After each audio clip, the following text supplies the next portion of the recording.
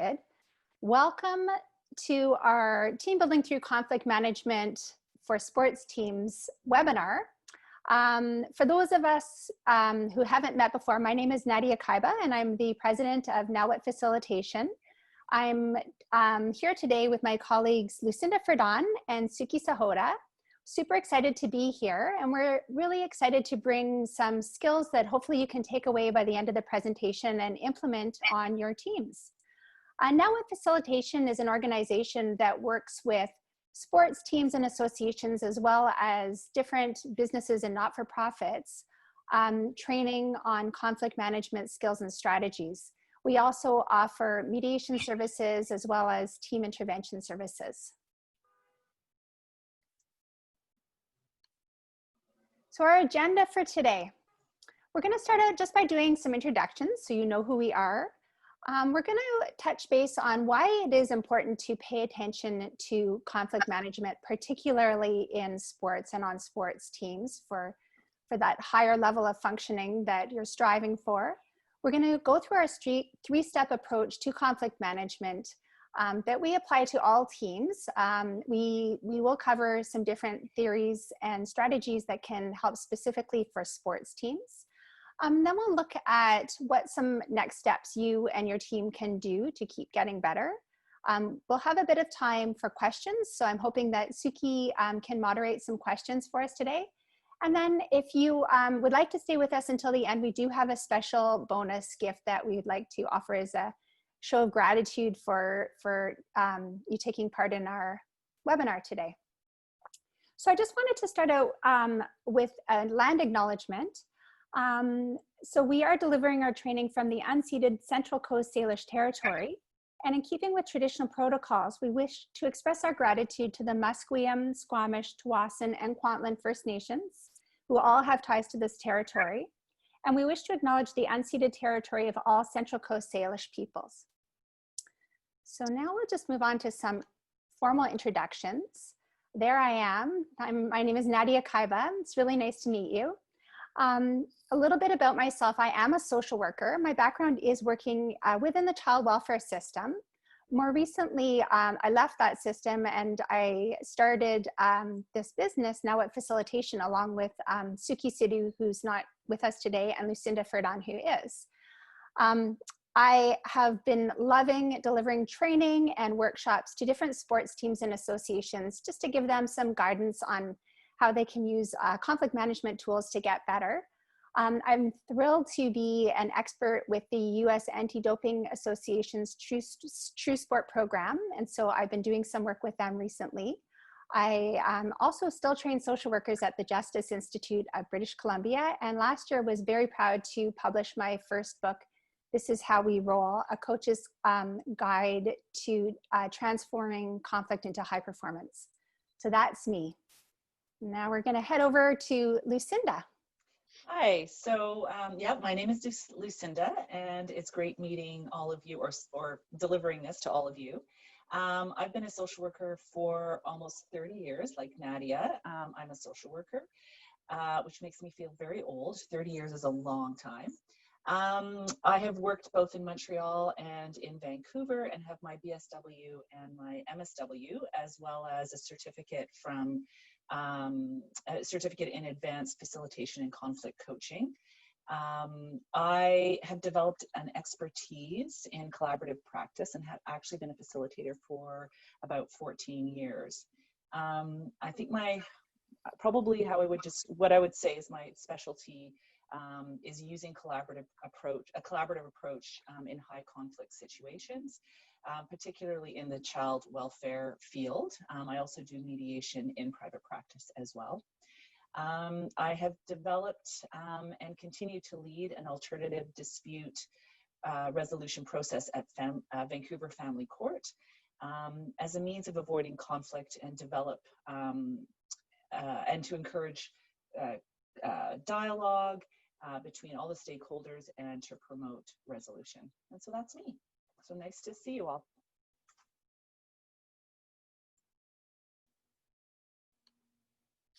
Hi everyone, my name is Sookie, and I recently joined Now What Facilitation about a year ago with Nadia. I'm currently a child and youth care worker, so I work with youth that are at risk within the community. And I have my bachelor's in psychology, as well as I am almost finishing up my certificate in family mediation from the Justice Institute of British Columbia. So I don't have a lot of years of experience doing all of this, but I do have about 2 years under my belt so far, and it's been a phenomenal ride so far. I am currently trying to focus more so on sports. So sports is definitely my expertise, and I love it so much, and I have a passion for it. So I'm super grateful to be on the call today. Great, thanks, Sookie. Okay, so we'll start the webinar here with an acknowledgement that conflict is uncomfortable for most people. And that is why it's so important for sports associations to acknowledge and recognize, so that they have you know, the awareness of that and the empathy around that. And so I just wanted to start with a quick story.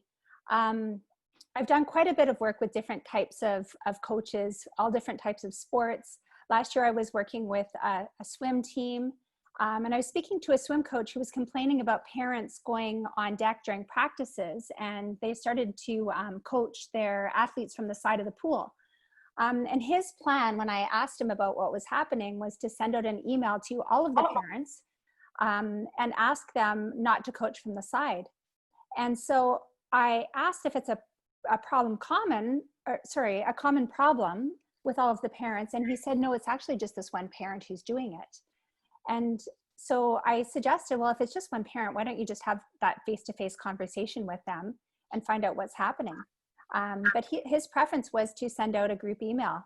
And so I was surprised by this, because this is someone who I had done conflict management training with in the past, and he's a pretty confident person, this coach. But it really did serve to me as a reminder that conflict is tough and uncomfortable, and to be able to be really confident in addressing it, it takes a lot of practice. Like, it's not a one-off thing where you go to one webinar or you go to one training session and all of a sudden you're a pro. It's that consistent practice, and having some empathy from your teammates when you're addressing conflict, and just being brave enough to do it. So that's sort of my story to start us off. What we know about conflict is that unmanaged conflict will really distract your team from your purpose and prevent you from reaching your goals. And I would assume that anyone who has been involved in sports, has been on a sports team, would agree with this. I think that many of us have been on teams or have been involved with teams where it's this distraction, and it becomes the focus of the team. There are many hours that teams end up spending sending out emails and having private meetings, trying to figure out what to say and how to say it. And it really prevents them from moving forward. I had last year a volunteer administrator tell me that they had spent upwards of 50 hours in 1 month just working on the conflict that one team was struggling with. And some of the distractions for the teams that I've worked with have included things like allegations of bullying, conflict over playing time, conflict between parents and coaches around coaching strategies, perhaps the perception of some coaching bias with parent coaches in particular. There's been jealousy between team members, and of course cliques, which come up quite a bit. So these are all natural issues that happen, and when they come up, it's tough if we're uncomfortable dealing with conflict, and we can see how the issues can really escalate if they're not dealt with effectively. So this is a statistic that I show in any of the training that we do, and it's just a reminder that anywhere from 70% to 93% of all communication is nonverbal. And I would guess that you wouldn't be surprised to see these statistics. What this means is that verbal communication is words, so it can be spoken words that you say out loud, or it can be written words that you put into a text or an email. Whereas nonverbal communication are the cues that go with words. So they include your tone of voice, your hand gestures, your eye contact, and other body language.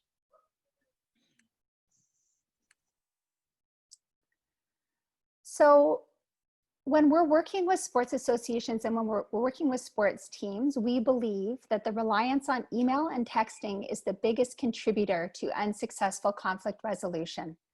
And this has been across the board. It doesn't matter if it's a university softball team. It doesn't matter if it's a track club where it's an individual sport, hockey teams, soccer teams, whatever the team, this is the number one contributor, where people are sending emails, they're sending texts with the hope of managing and working through a conflict. And really what happens is it just escalates because it's not actually being managed, because it's missing that nonverbal communication that's so important and key. So please keep that in mind as we move forward today through this webinar.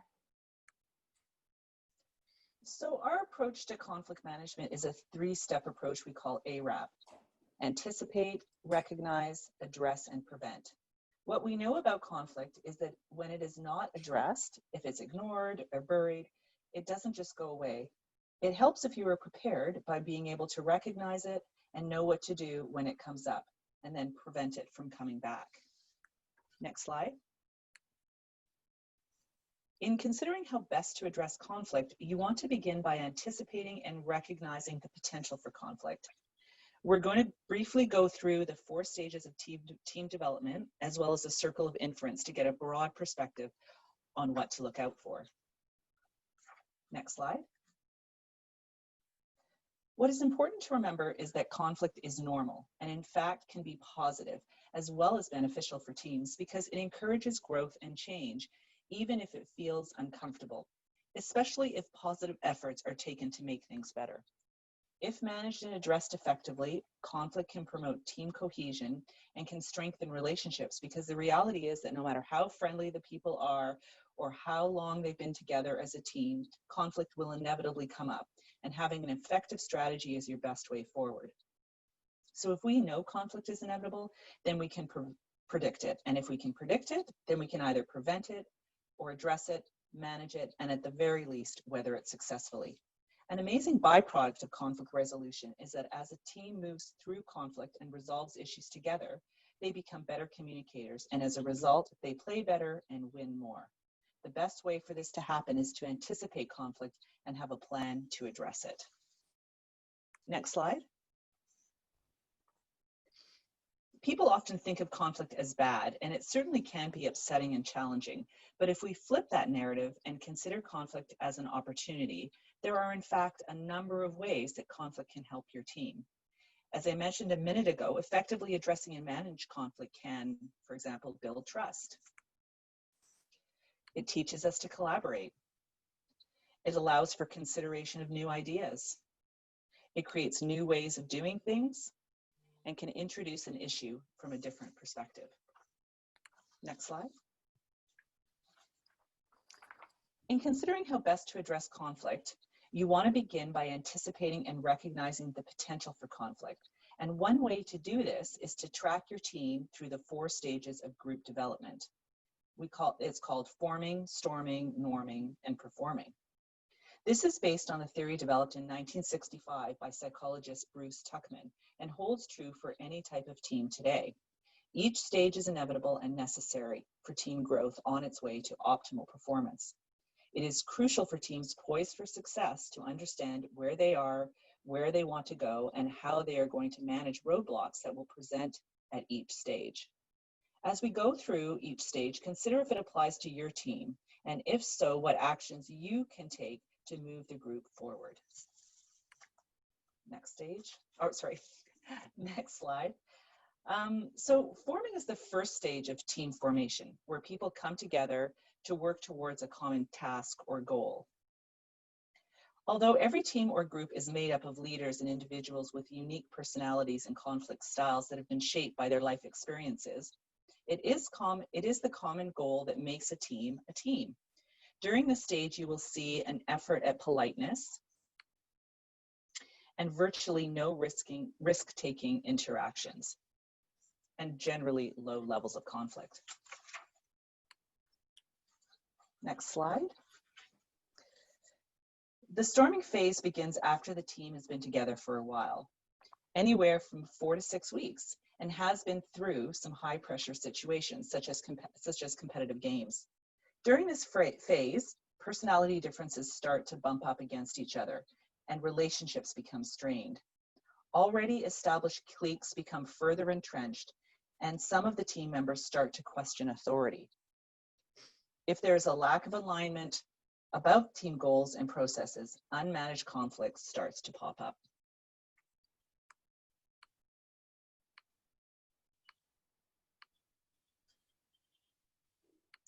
Next slide.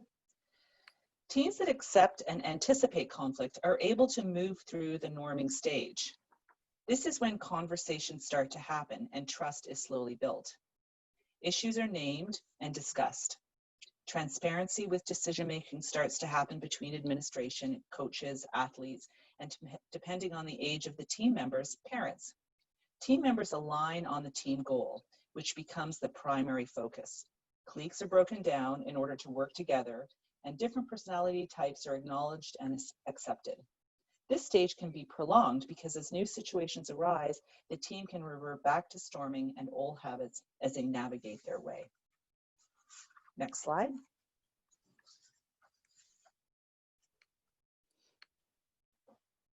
Finally, we're looking at performing. So in this stage, conflict is no longer feared or avoided. There is a general understanding that things can get difficult or unpleasant, but the team is aligned on their mission. The team goals come before anything else, including individual egos and the need to be right. New team members are able to come and go smoothly, and while the new team will again move through the 4 stages, the movement tends to be more fluid because of the culture that has already been established. This is a driving confidence that the team will stay intact. Anticipation is everything. Every member of your team and those involved with the team can be better equipped for success if they go in with their eyes open. Keep the channel of communication open, and as a group, identify your current stage. As you move through these stages, be sure to stop and celebrate, because once you expand beyond a stage, you are one step closer to performing. I want to talk a little bit about the circle of inference. As humans, we don't have the power to read minds, yet every day we are faced with the task of trying to understand what others are thinking. We do this so we can determine our own actions. When we misinterpret a person's motivation based on our own perception of the facts, it can lead to conflict. In simple terms, we jump to conclusions without fully understanding the situations, and as humans, we do this hundreds of times a day. So why do we jump to conclusions, and what can we do to avoid doing so? The circle of inference helps us to understand assumptions and the decision-making that guide our daily lives. Slowing down our decision-making process by applying this tool can help us make great choices, manage conflict, and build relationships. So let's start with facts. A fact is not something that's open to interpretation. It's pure data and can be observed by anyone. Selected and interpreted facts are the facts we notice or think are important based on our past experiences, culture, upbringing, state of mind, level of distraction, preferences, and our tendencies. Assumptions are what we believe to be true, but are not based on facts. Assumptions are made using the selected facts we take from situation. They're often made in a split second and occur hundreds of times a day. They inform many of our decisions. We analyze information and draw conclusions about reality based on those assumptions. Beliefs are formed once an assumption is made, so you can't have a belief without an assumption. A belief is also the foundation or base for decision making, and once you arrive at a belief, and again, all of this happens in seconds, you move forward with a decision and take action. An action naturally flows out of a decision. We make decisions based on our assumptions and beliefs. You'll notice that there's a lot of mush between our assumptions and beliefs, our actions and facts. So what is mush? Interpersonal mush is an interaction between 2 or more people based on stories they've made up about each other, but have not checked out. When these dynamics are present and as time passes, it becomes more and more difficult to determine what is true or in fact what's factual. and what stories have been used to fill in the gaps of our understanding. This is often what we see as gossip. Next slide.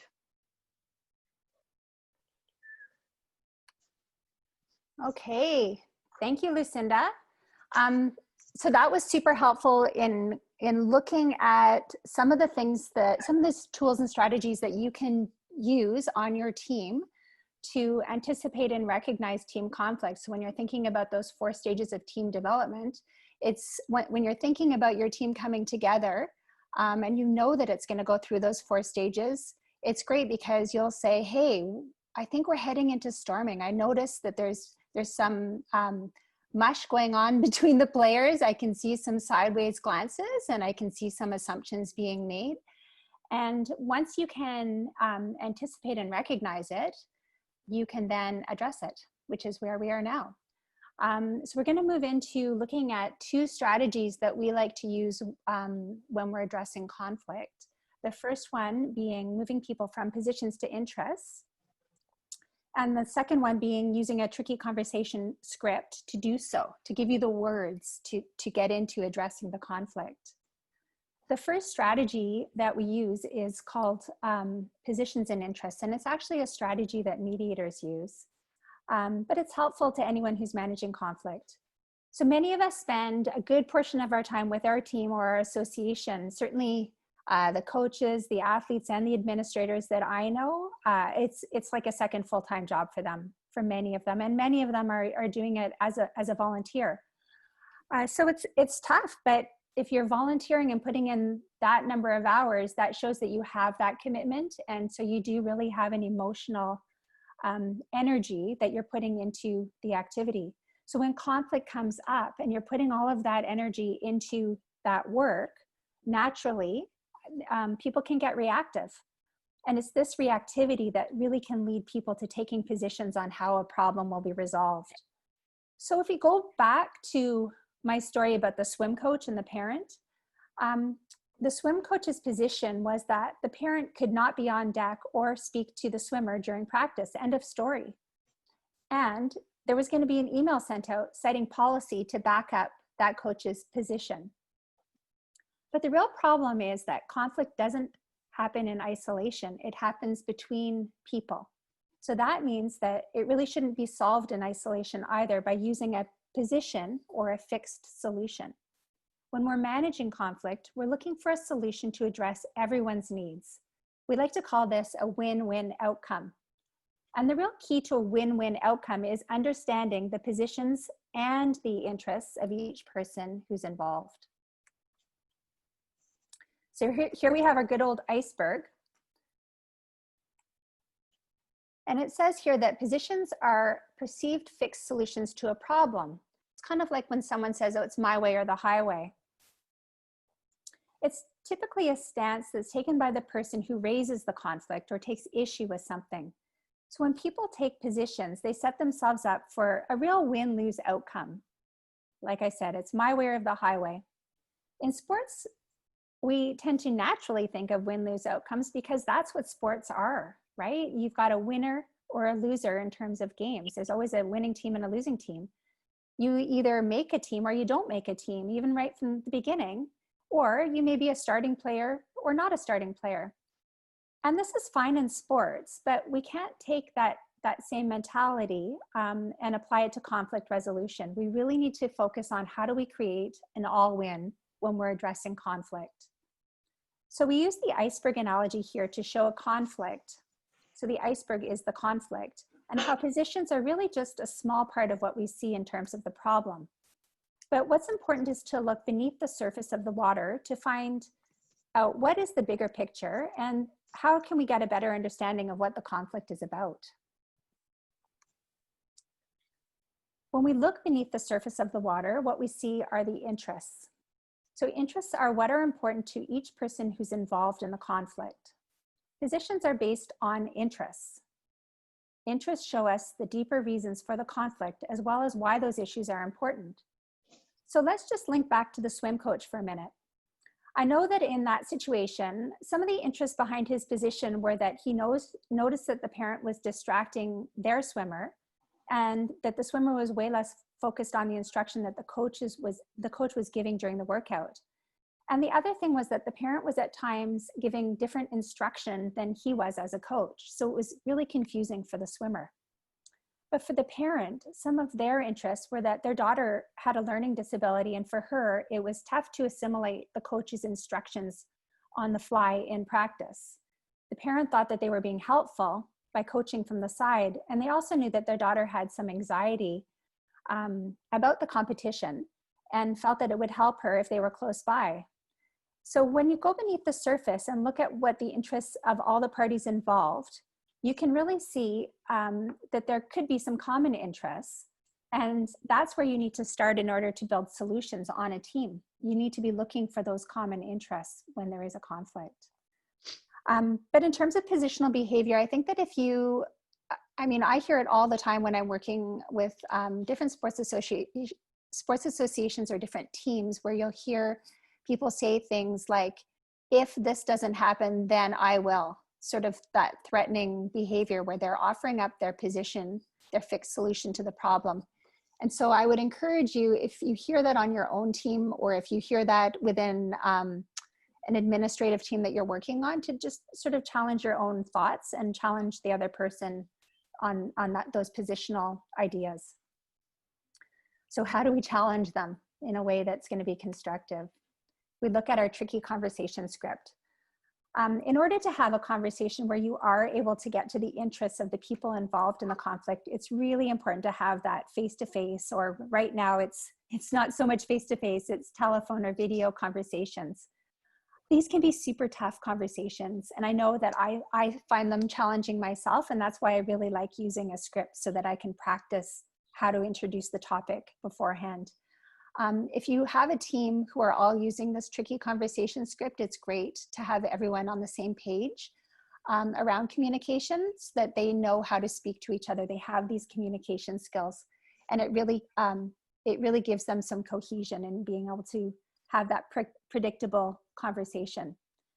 So what we found helpful is, like I said, just practicing the script.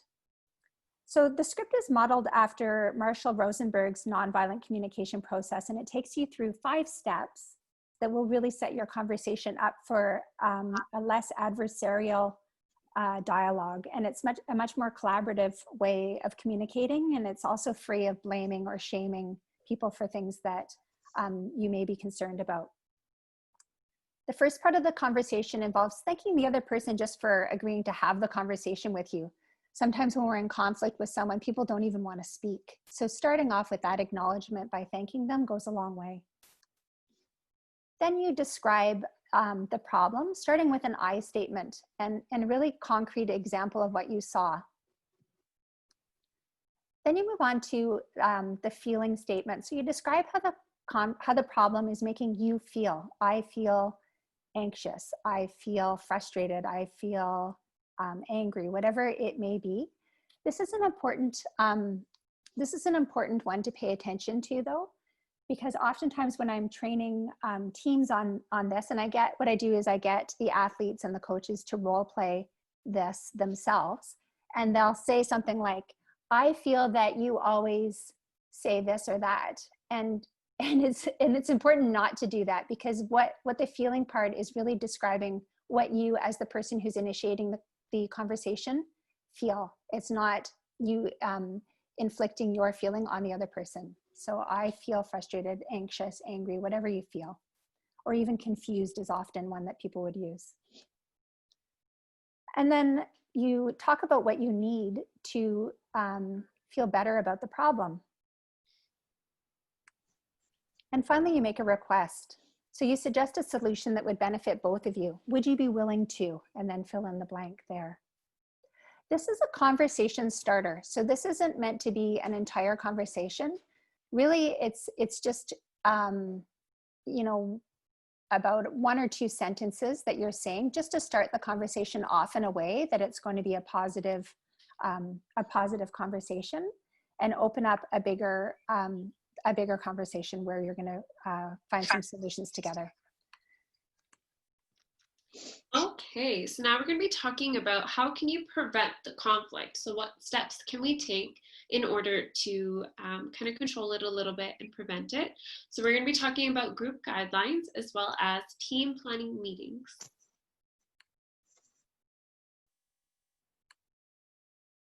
Okay, so group guidelines. Teams are made up of members who may have different ideas of what is and isn't acceptable conduct.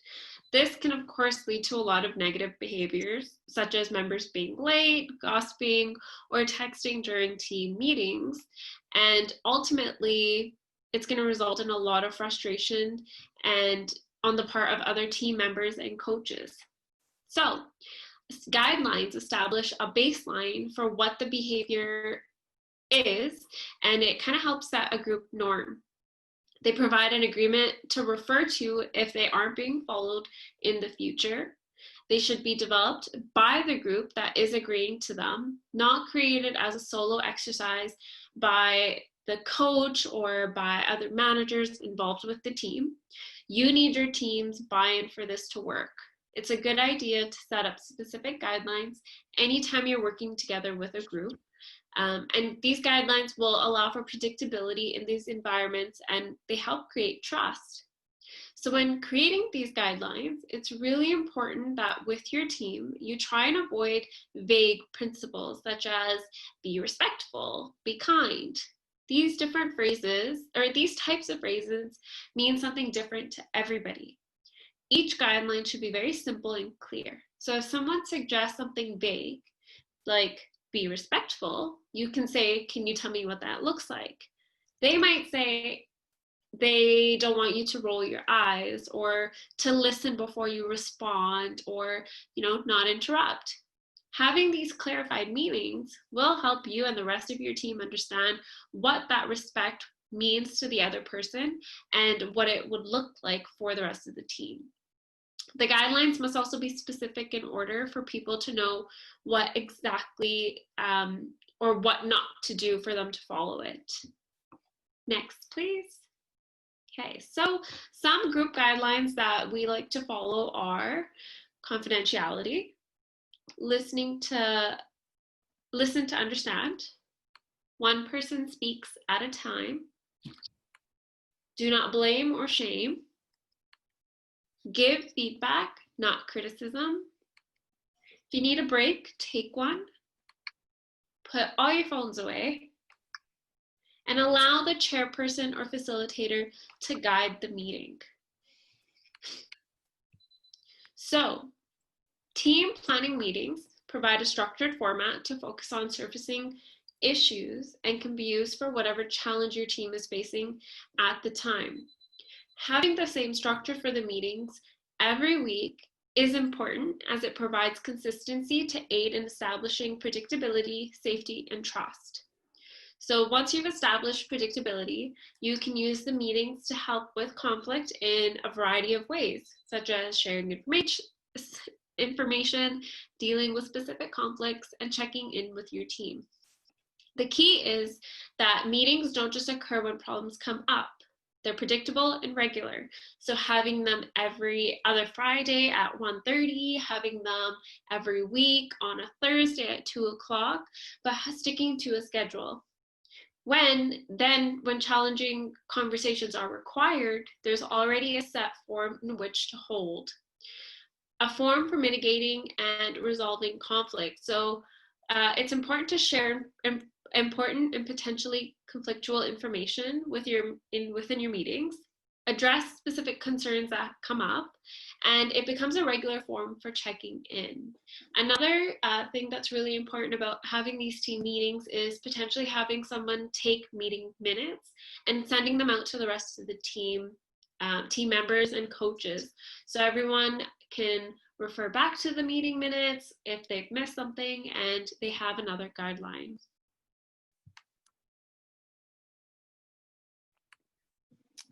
Okay, so now what? So that's the end of the three-step approach that we follow for conflict management with sports teams. So that's a pretty high level overview of some of the strategies that we do train teams using our workshop, and hopefully it's been helpful. some of the other things that you can do other than attending our webinars and just to get a deeper understanding of team building through conflict management are to have workshops with your whole team there. And what that does is really puts everyone on the same page in terms of a common understanding and a common language of conflict, so that you're not the only one on the team who understands when someone's being positional, or you're not the only one on the team who knows that you're entering into the forming stage of the 4 stages of team development. Is to get everyone really literally on the same page. And what we do is we go and work with teams, and we have various workshops that we can run at a location that's helpful to the team. We meet with the coaches and the administrators ahead of time to find out what some of the issues that the team typically faces. And then we try and tailor the workshop to address those issues. What's unique to our service is that we do a follow-up team meeting. So we like to find out how things are working about a month after the workshop. And that's when we have some really great conversations with the different team members and the coaches. What has worked, what hasn't worked, and then we fine-tune things. It does provide accountability to the team, knowing that the follow-up is going to be there, that they really do need to try and implement some of the tools and strategies. So we love doing those. Up until recently, we've always done them as a face-to-face type meeting, but we're also looking to facilitate some of those meetings over the summer via Zoom. So if you're interested, please get in touch. In addition, we do have a team building through conflict management sports guidebook that we just published it recently, and it's a beautiful 65-page color guidebook that teams can work through together. There's lots of activities in there, and it goes through a lot of the theories that we presented today in the webinar. That's available for purchase on Amazon. And then, of course, the book that I spoke about when I was introducing myself that was published last year, that's a full-length book, and it's a coach's guidebook to transforming conflict into high performance. And finally, we do have a newsletter that you can sign up for to get some monthly tips and strategies and blog posts and interviews. There's lots of stuff that goes into our newsletter. So hopefully you will sign up for that. And so now we are coming to the question and answer. Oops. Portion of our webinar, and Sookie is going to moderate it. Yes, so we do have a few questions that have come up. One of the questions was, have you covered most of the information in this workshop, or would the book be a worthwhile purchase for me, as I am a coach under 15 soccer or U15 soccer? So yeah, like Nadia just stated, a lot of the things that we just went over, it's a very high level overview of what is in the book. So yes, we would definitely recommend purchasing the book and getting more information, as well as signing up for a workshop and having a consultation with Nadia. Would you like to add anything else? Yeah, I'm just going to jump in. It's a great question. There's way more in the book than can possibly be covered in sort of a 45-minute webinar. The book is also chock-a-block full of interviews with athletes and coaches, which is really cool. So I spent a couple of years as I was writing the book interviewing athletes and coaches from across all different sports to find out what works for them, and to really apply some of the social work theories about conflict management to the sports that they were playing and talking about. And it's all different sports: hockey, soccer, skiing, swimming, track. So yeah, I would definitely, of course, I would recommend that you purchase my book. And furthermore, I would love to hear what you think about it, and I would love to have a chat if you have any questions about how to apply the theories to your team. U15, U15 boys are different than university level girls. So it really depends on the group that you're working with. And so the theories do need to be applied a little bit differently, but hopefully you'll find it helpful. Thanks.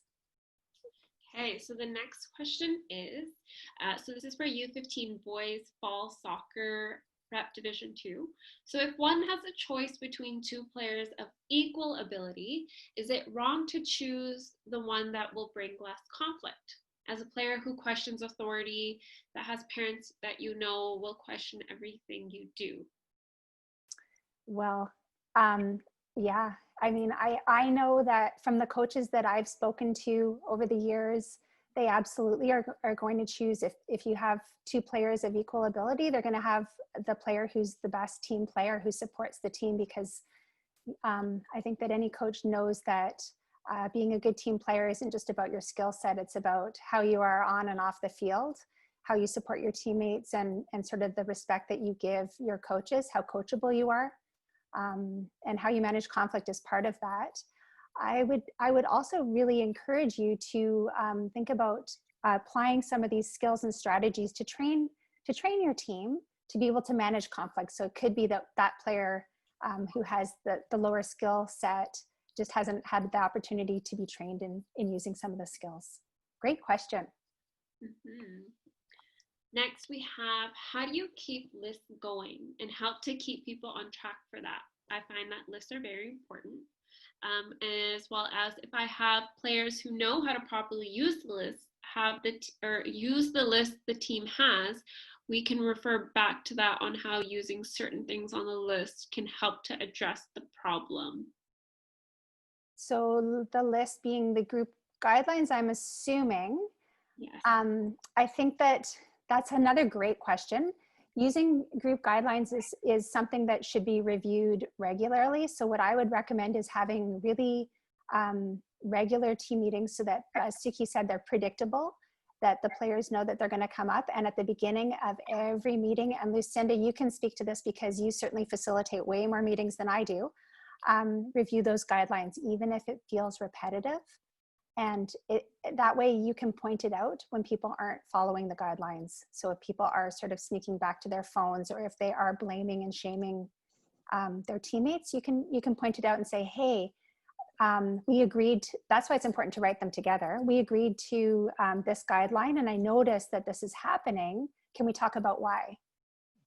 What do you think, Lucinda? Yeah, I totally agree. I think that guidelines are so important, and I think you can begin every meeting that you have by just saying, hey, I just want to quickly go over the guidelines. It's just a way that we can, we created guidelines so that we can be together, and always asking, if people have ones that they want to add and referring back to them. And I know it can feel weird, but I think if you begin, your first meetings with those guidelines and referring back to them each time you're meeting, it just helps remind people how to interact together. And I think it is one of the most important piece of facilitation, and that's why having somebody, either the coach or somebody in the team as your either co-chair or facilitator is really helpful, because it becomes more of a sort of structured, formal process, and allows for you to refer back to those guidelines versus just a free-for-all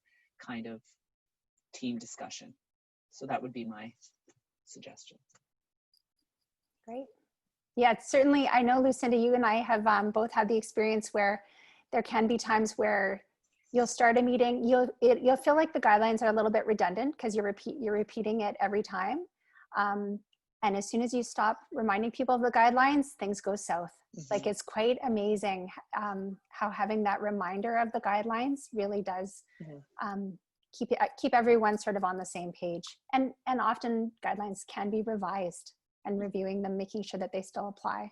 Yeah, and if you've written them down, you can just bring them with you at every, whenever you're having a meeting, and then they're up there, they're visible, and you can just remind people if things go off track, and refer them to the guidelines, and especially if you can see them, that's a really good way of reminding people around, how they want to conduct themselves when they're together. One thing that I do suggest in my book is having guidelines for different situations. So if it is for a soccer team, you may have different guidelines for how to conduct yourself during team meetings. You may have guidelines for how to conduct yourselves during competition. So maybe one of the guidelines is showing respect for the officials by shaking their hands before and after the game. It could be guidelines for how to conduct yourself when you're in public, like if you're having a team dinner in a restaurant, or is it phones away? Is it hats off? Whatever the team guidelines may be, and developing those together as a team for all of those different situations is really helpful. Okay. Well, it doesn't seem like we have any more questions. If you guys do have more questions that do come up later today or throughout the week, feel free to email us at info@nowwhatfacilitation.com. Follow us on our social media platforms, so Instagram, Twitter, LinkedIn, and our website, nowwhatfacilitation.com. And then as a special thank you for the participants today, I would like to send out a copy of the team sports book. So that's something that if you see it and you choose to order more for your whole team, go for it. But even if you're joining us today and you're a coach or an administrator, it is a good a launching point for some activities that you can do with your team, such as once there is a section on developing group guidelines. So I would love to send that out. If you just shoot me an email, let me know that you're interested. I'll pop it in the mail for you. I have a whole bunch right now because I ordered them before the quarantine started, which is awesome. Not so lucky with my workplace ones. They're stuck at Amazon. But I'd love to send that out. And yeah, thank you so much for joining us today. And we really look forward to hopefully keeping in touch in the future. Thank you. Thank you. Bye. Bye.